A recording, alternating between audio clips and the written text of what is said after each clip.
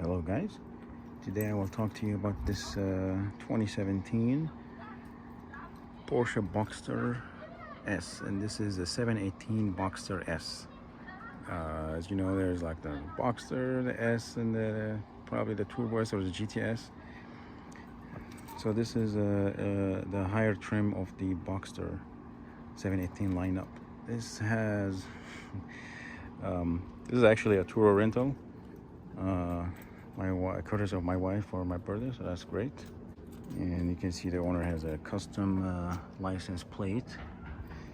This bad boy here is a convertible and has a 2.5 liter 4-cylinder engine that pumps out 350 horses and 310 pound-feet of torque. You can see the fan is still running, cooling the engine from this side and the other side. These are active vents. That's the intercooler, I believe. You can actually see part of the engine from the bottom here. This is a flat 4-cylinder over there. You can see the exhaust. It's very dangerously low. You gotta be careful. You can see it over there. But this car, so we have 265 in the back, 265, I believe, looks like 20s, and I believe 235 in the front. Yes, but this car has a ton of grip, unbelievable. It's really unbelievably grippy, this car. It's insane for such narrow tires. For example, comparing to the BMWs I've had, and even the S-Class I have, it's 275 in the rear, 245 up front, I think. This still has so much grip. This is your fuel cap up here in the front. Minimum of 93, minimum of 93 octane. So keep that in mind. White color over here. These headlights here are xenon or LED, but you have the 4 dots for the daytime running lights, as well as this for when they are on. These come on when the headlights are on. Parking sensors up front here. There is also venting as well here for the AC,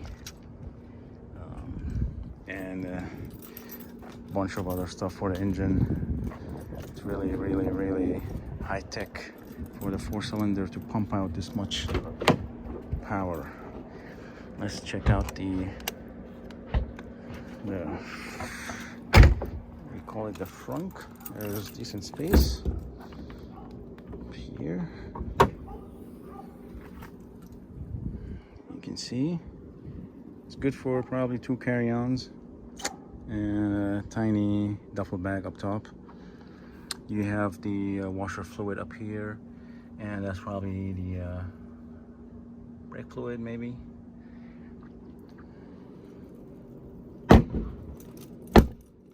Let's check out the trunk space.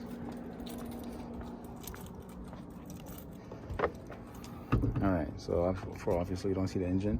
You can fit some other stuff here, not really huge. You have a spoiler. You can take it up or down. And double exhaust pipes here. In sports, the second flap opens up. And it's very loud outside. It's insanely loud for 4-cylinder. I mean, the loudest car I've had was my M5 competition, and when you rev it up, it sounds like thunder. This is just as loud, if not even louder. You don't hear it so much in the car. Like, you hear it, but it does. I was shocked to hear it while I was standing behind and the engine being revved up. It's like, wow, it's super loud. LED taillights, very beautiful, very nice. The top comes up and down. It's fully automatic, and it's very fast. It takes about 15 seconds. The seats, very nice. Let's check. check out the seats here.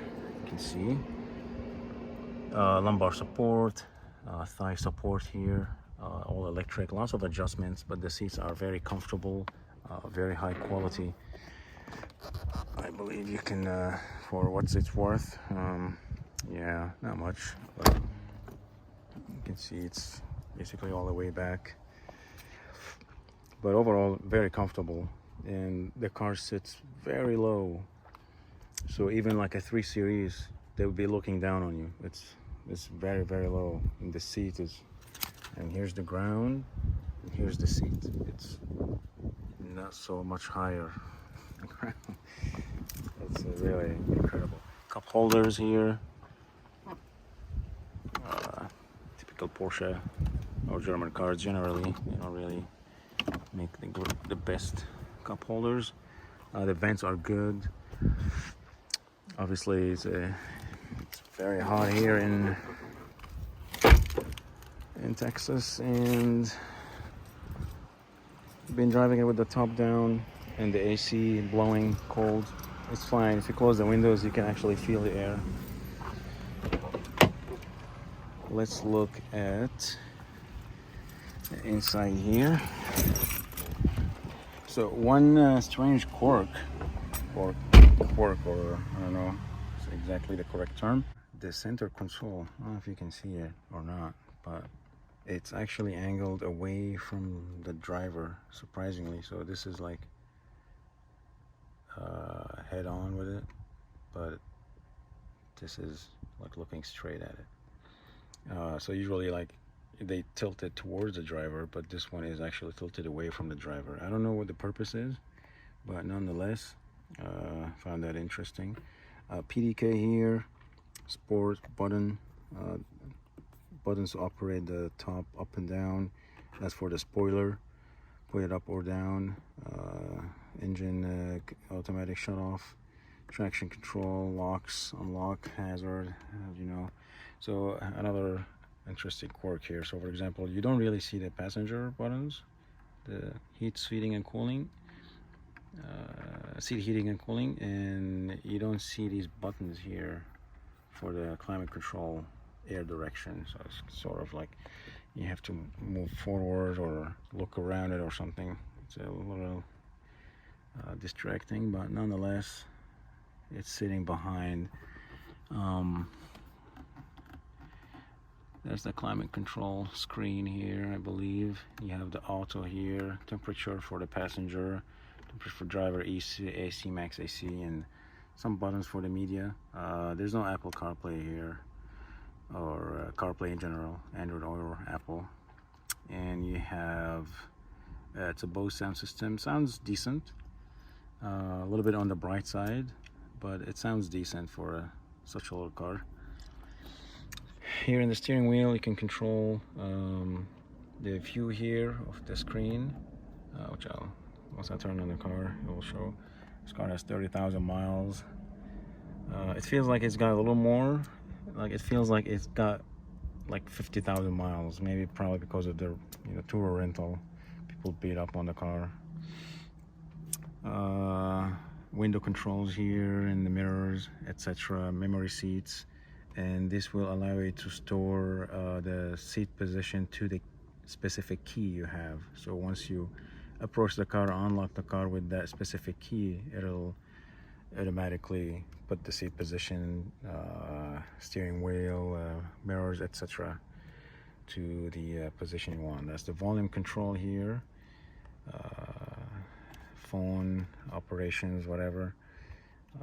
For the menu here, go back, Porsche logo. The steering position as well is very interesting and different than BMW. The steering is sort of like it's coming straight at you, versus other cars usually it goes up and then you can tilt it up and down, versus this one is like it's like coming out straight. So the seating position is very, very well, very, very good in this car. Very, very shocked.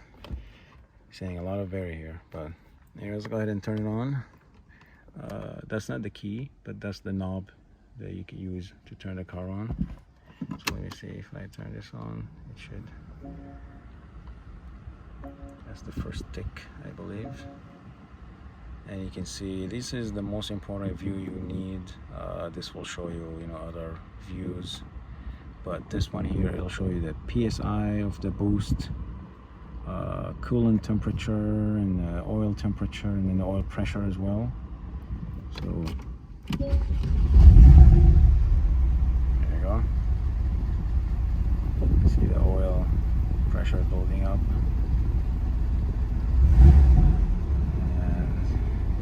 Yeah, it's this engine sounds a little interesting at idle. It sounds almost like a lawnmower, honestly, like a badass lawnmower. But once it revs up, it sounds really fantastic.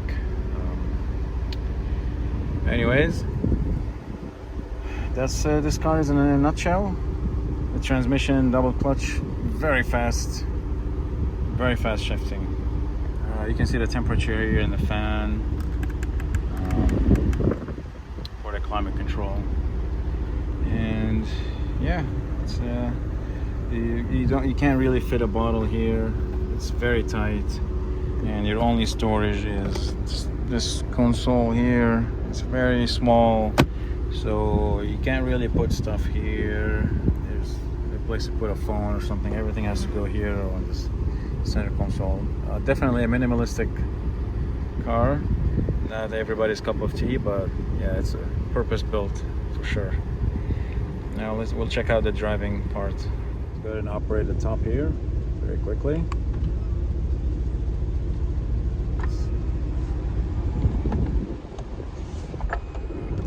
That's when it latches here. Closes the windows for you, and that's it. Latches on its own. There's nothing for you to do. And it's very quick. Another interesting quirk in this car, there is no door locking latches, so you don't really see anything here or there. But you know, this is locked,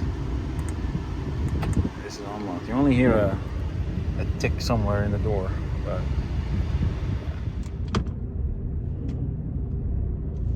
hello guys. This is the driving part of the of this Porsche here. It's 2017 Porsche 718 Boxster S, and this is the first time I ever drive a Porsche, and to be honest with you, I'm like blown away, and it's really exceeded my expectations. This car is from Turo, as I mentioned earlier, and the engine sound here. Okay, this is a Boxster, 4-cylinder Boxster engine. So Boxster engine is a flat 4, where you have one cylinder like this and another 2 cylinders, two like this and another 2 like this. So they call it a Boxster engine. And at low revs, it sounds like kind of like a really loud lawnmower. It's very interesting. I know it sounds bad, but it sounds good when you rev it up, and from the outside it's very loud. But anyways, this car drives really well. It feels so like one carved out of one piece. Very solid, and the build quality of Porsche, definitely something is worth the money. This car, 2.5 liter turbo and 350 horsepower, 310 pound-feet of torque out of a 2.5 liter. It's really crazy. Sorry if the camera is too shaky. This car is low, it's stiff, it's not like jarring or anything like that, but it is a stiff ride, but very comfortable at the same time. And right now it's in just normal mode. There is no like comfort, eco, or whatever, just normal mode or sport mode. You press a button here, opens a flap in the back. It sounds great, gets louder, gets a little harder, and it just, the transmission is much sharper, throttle's much sharper. You just get surprised that all this power is coming out of a 4-cylinder. Sport mode here.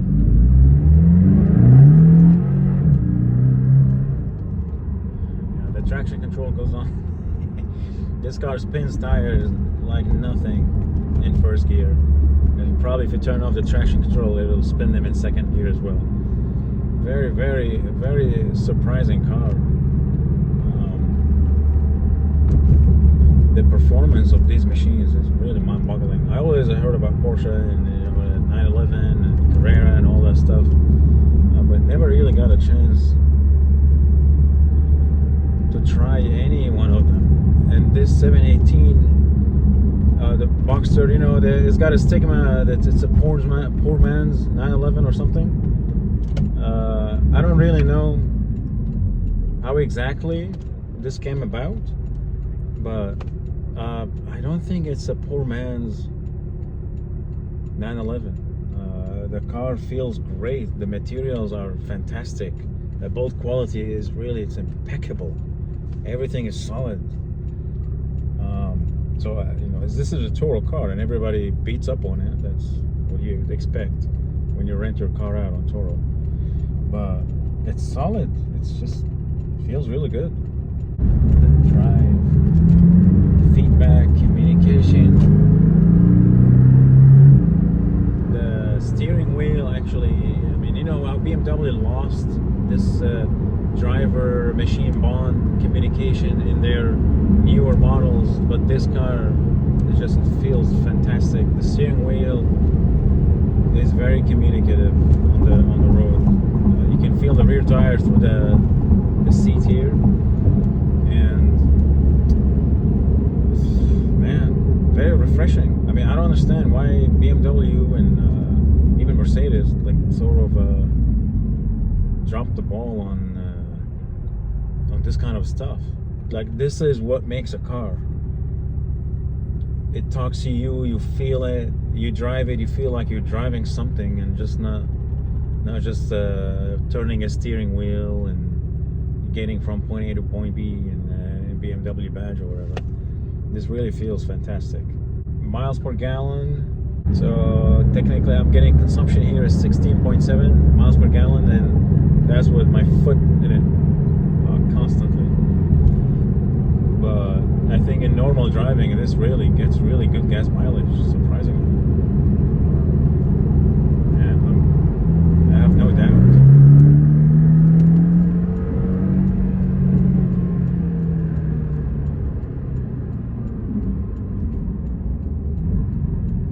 It's loud. So we're in sport mode right now. That's what you get, you the responsiveness, the shifts. If you go manual,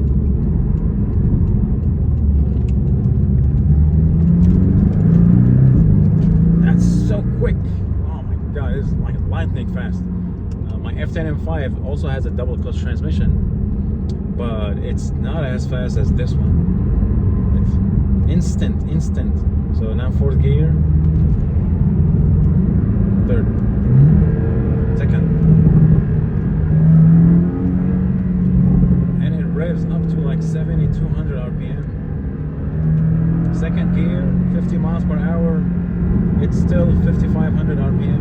The gears are tall. You can hear the engine. The gunshots.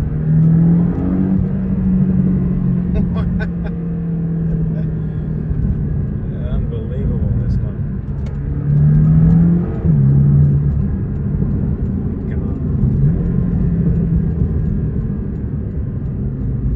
The gearing, interesting. The first and second gear sort of long. That's why you hit the 60 in the first, second gear easy. But the transmission is so quick. Man, I can't feel any shifting. Downshift, upshift, it's insanely quick.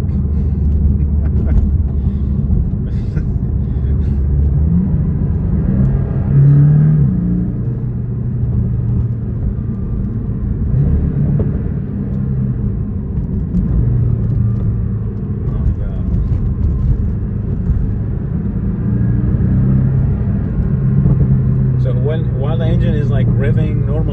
under pressure, it's got this interesting sound. But when it's under pressure, it's like explodes. I don't know. I don't know how to describe this, but it sounds really good when you hammer it in. Oh my god, this is unbelievable. Definitely needs better roads than this to open this up, but nonetheless, the car drives really well, really well. And used these cars, did a quick look, somewhere around $55,000 for a well-maintained one. You know, it's sort of expensive since this is a two-seater only, and you know, not much utility to it. And, you know, you can get stuff in it, grocery and whatnot, but it's not really. It's not that kind of machine for family trips or whatnot. This is more like you want to go to the office and enjoy the drive, or you have a weekend car or something like that. This is really definitely one to get. The leather quality is great. Yeah, everything you touch is just superb. Build quality is very good. Anyways, yeah, this is way above BMW. Now I understand what Porsche is and why people praise it so bad, and I can't imagine what a 911 would feel like. So this is definitely lives up to the hype, and it's not gonna be my last Porsche for sure. I'm gonna see get my hands on one in the future. I hope you enjoyed this video. Please leave comments and any questions you have. See you on the next one. Take care.